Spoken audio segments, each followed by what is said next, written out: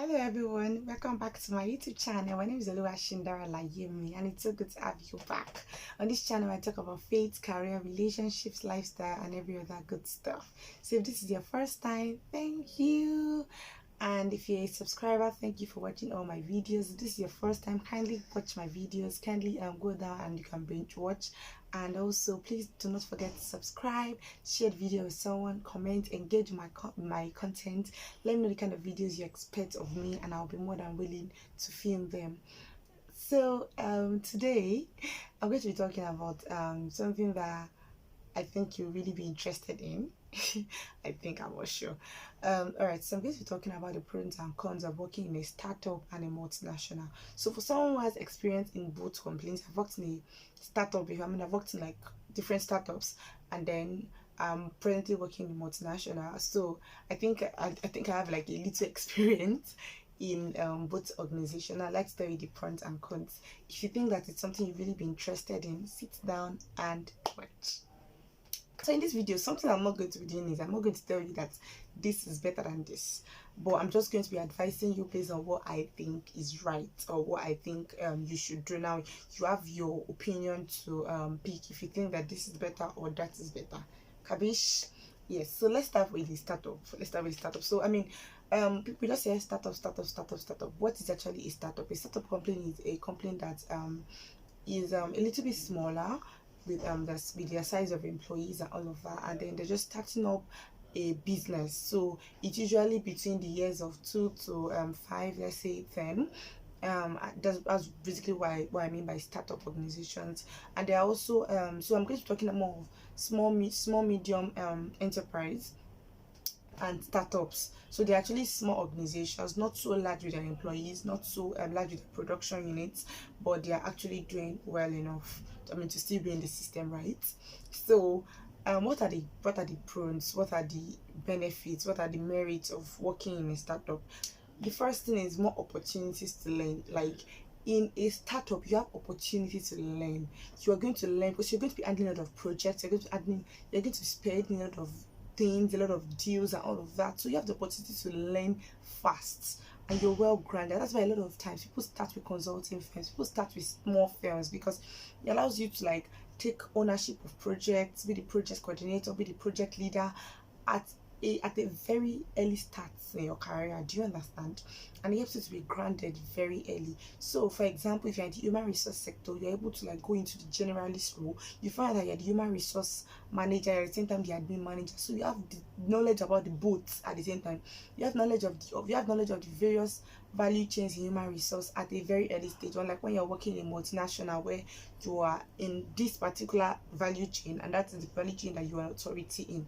But when you work in a startup, you're able to handle a lot of problems, a lot of challenges that you are the one that's going to solve it on your own. Nobody's helping you. So there's a lot of opportunities to learn. I mean, another thing is flexible hours. In most startups, in most small organizations, that's where you get the opportunity to like work from home, work with this particular hour, we'll do this, do that. Because I mean, even before COVID-19, most of these small organizations already had flexible working hours. So it wasn't really a big deal for them to be in the organization, because the organization is really not so structured or rigid to have that kind of 9 to 5, so you can actually work from home and all of that. Major example is most of these IT organizations or fintech. Another thing is opportunity for innovation. So you're able to think. Creative thinking is so appreciated. And I mean, for example, you're working on a project, you definitely have to kind of think about how to make sure this project is done. And if you're a millennial or a Gen Z, you know you're looking for a faster way to do this. So you have ways to innovate, and your innovation is appreciated. Nobody's saying, I mean, you're looking for ways to do things faster and cheaper, right? So if you're innovating, if you're looking for ways also, they're appreciating you. Some organizations might not appreciate you, but at least you have a opportunity to innovate, and that way the knowledge is yours. Even if they're not appreciating you, the knowledge is yours and is yours forever, right? So that's another like pro. That's another pro. You have opportunity to innovate, you have opportunity to be creative. Creative thinking is necessary if you're working in a startup. Even if you think that you cannot think outside of the box, once you start working, you find out that you are going to think out of the box. You're going to do a lot of researches, you're going to learn. Like you cannot even do it without learning. You're going to learn because you're going to be doing a lot of things. A lot of things are not even in your job description that you have to do. For example, I remember when I was working in a startup, I was working as a EA. I was working as a what's the other job? forgotten the name of job title, but that was the job title I was supposed to. That was what I was recruited for, right? At the end of the day, I became a business developer. I started working in HR. That was even where I got my love for HR from. I started working in HR because I was good with Excel, so I started a lot of their payrolls and a lot of things on Excel for them. I was the one that was ordering food for the MD. So I knew a lot of restaurants, a lot of people that were doing discounts. Till now, I'm very good with discounts offers, especially when it comes to food and a lot of things, because I've been able to get discounts. That's when I started knowing the things about etiquetting and travel. Oh my god, a lot of things I was able to do on my own because my job description was not even defined. So I had opportunity to innovate, opportunity to grow on the job. Then you have minimal supervision. A lot of times you come in with 1 year experience or 2 years experience, they find that you're very good and you're heading a team already. You're working with us supervision. How many people are even in the organization? See, when there are 10 people, who has your time to be supervising you? All they need to deliver and come back, give them the results, and then they will just deliberate on the results. So most of the time now, oftentimes than not, you are the king of your own. You are the project owner, you're the project you're the project coordinator, you're everything, and then you need to be on track. So I mean, and these things, they might be very stressful, but at the end of the day, you find that they will mold you early. You find that you have just 3 years experience, but you're an authority in that field already. You know so much already because you are in that position where you need to learn. Do you understand? As an intern, you find that you're doing so much as an intern already. Like, another, I hear a lot of people complain as coppers, say I'm doing a work. I mean, as a copper, when I started serving, when I was about, I was still serving at that point, when I worked in one startup or a small company, I was, oh my god, I was a project development associate. I was writing proposals that are worth $50, $50,000. I'm not even joking. Like, millions of grants, like millions of grants that are qualified to millions of naira. I was when I was writing the proposal, and I would write it and send it to my boss, and my boss would just look through it, just peruse it and send it out, and the person is getting the job. And I know how much my boss is earning on each of these proposals, but my salary was just peanuts. That brings me to the cons, which is one, you earn less. You're doing a lot of work, but you are earning so little. So many times it depends on your boss also. And if you have a boss that's coming from a multinational and understands employee motivation and all of those benefits and reward, you'll be earning well enough. I mean, so I don't believe it's all startups. I feel like there are even some small companies that are doing better. I mean, they are doing better when it comes to compensation and of that, and even multinationals. Don't be deceived. Just look at multinationals, they are big, they are this. I work there, so I know. For my company, they actually do so well with benefits, health and safety, and a lot of other things.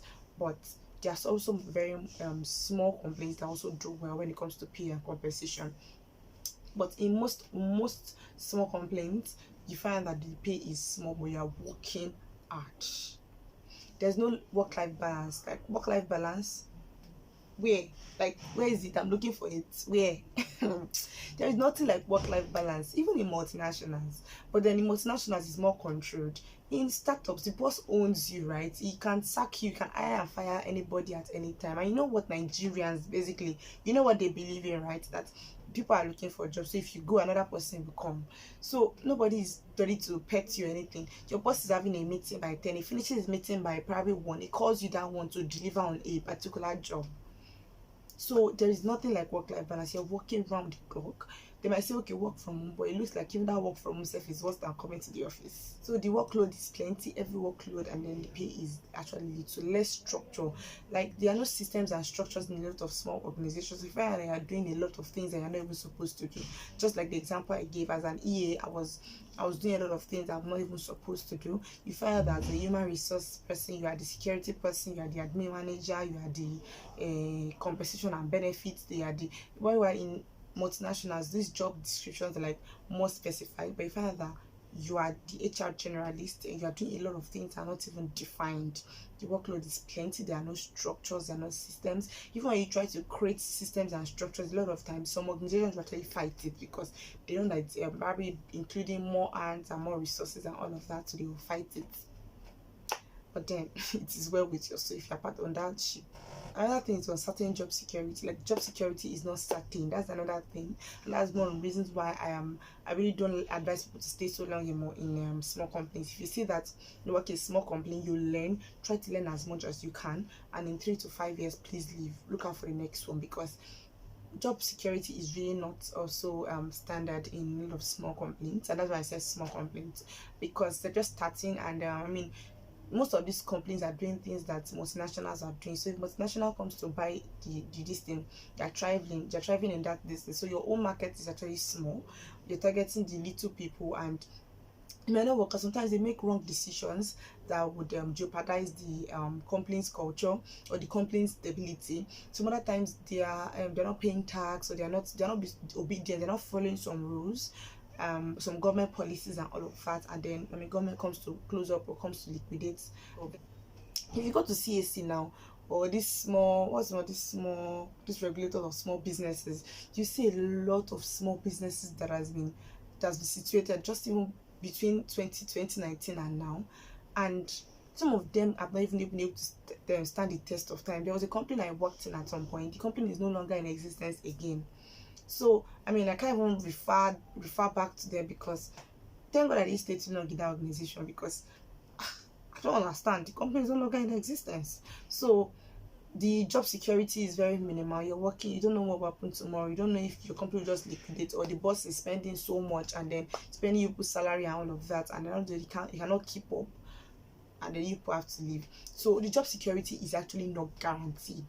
Now the last one I'm going to say is unlimited resources. I mean, you find out that you're working, you don't have enough resources to work or to keep you working. Probably the chair is not comfortable, or the Wi-Fi is not good, because a lot of them they're using Wi-Fi is not good, or the connection is so bad, or you find out that the environment you're working in is noisy, or the system you're working is always hanging every time. You have been begging them, please change the system, they have not answered you. So in small companies, find that a lot of times the resources that you need to work are not readily available for you.